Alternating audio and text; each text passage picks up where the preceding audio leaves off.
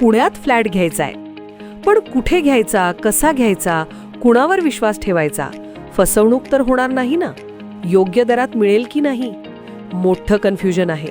चला तर मग सर्व कन्फ्युजन दूर करण्यासाठी संपर्क साधूयात सारंग अहेर यांच्या रेरा रजिस्टर्ड ड्रीमोरा रियालिटीशी. संपर्क सारंग सुधाकर अहेर, ड्रीमोरा रियालिटी. मोबाईल नंबर 82 83 93 91 आणि 62 62 90 910.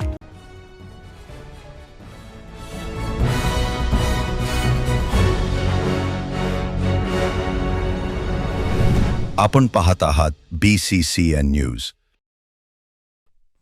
प्रशांत आंबी, त्यांचे कुटुंबीय आणि सहकार्यांना चिखली पोलिसांनी घेतले ताब्यात. पोलीस आणि कार्यकर्त्यांची चांगलीच झटापट. पोलिसांनी सर्वच सहकाऱ्यांना जबरदस्ती टाकले गाडीत. शिवाजी कोण होता या पुस्तकाचे प्रकाशक प्रशांत आंबी, त्यांचे सहकारी आणि कम्युनिस्ट पक्षाच्या वतीने आज 28 एप्रिलला बुलढाण्यात शिवाजी कोण होता या पुस्तकाचे सामूहिक वाचन करणे आणि आमदार संजय गायकवाड यांच्या घरावर मोर्चा काढण्याचा इशारा देण्यात आला होता. त्या अनुषंगाने प्रशांत आंबी, त्यांचे कुटुंबीय आणि सहकारी यांना बुलढाण्यात येण्यापूर्वीच चिखलीमध्ये पोलिसांनी स्थानबद्ध केले.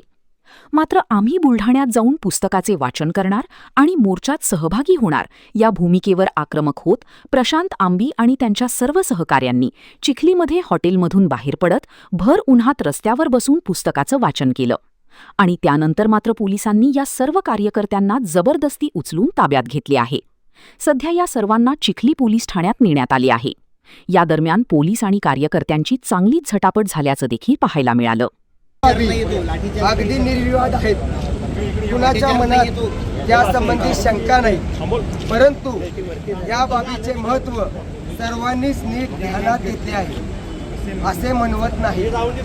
स्त्रियांच्या अब्रूसंबंधीचा छत्रपती शिवाजी महाराजांचा दृष्टिकोन ही अशीच एक बाब आहे. शिवाजी महाराजांच्या काळी आणि सरंजामदारीच्या एकूणच काळात स्त्रियांच्या अब्रूला, विशेषतः गोरगरिबांच्या स्त्रियांच्या अब्रूला किंमत नव्हती.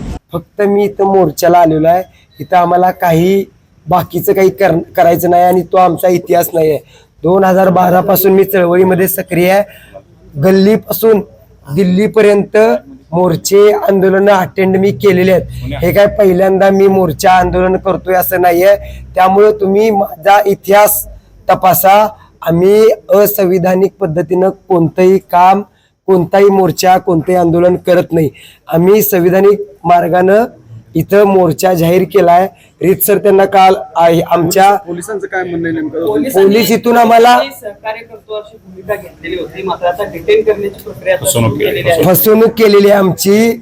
खरं तर आम्ही एक साधा कार्यकर्ता आहे. मी पोलिसांना चुकून टू व्हीलरनं सुद्धा तिथं जाऊ शकलो असतो, पण आम्ही पोलिसांबरोबर सहकार्याची भूमिका घेतलेली आहे.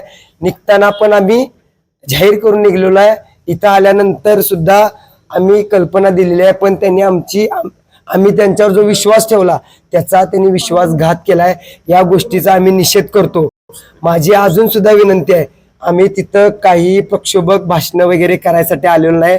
आम्ही फक्त पानसरेंचं शिवाजी कोण होता हे पुस्तक वाचायसाठी आलेलो आहे. त्यामुळे आम्हाला त्यांनी जाऊ द्यावं ही रिक्वेस्ट आम्ही त्यांना अजून सुद्धा करतो.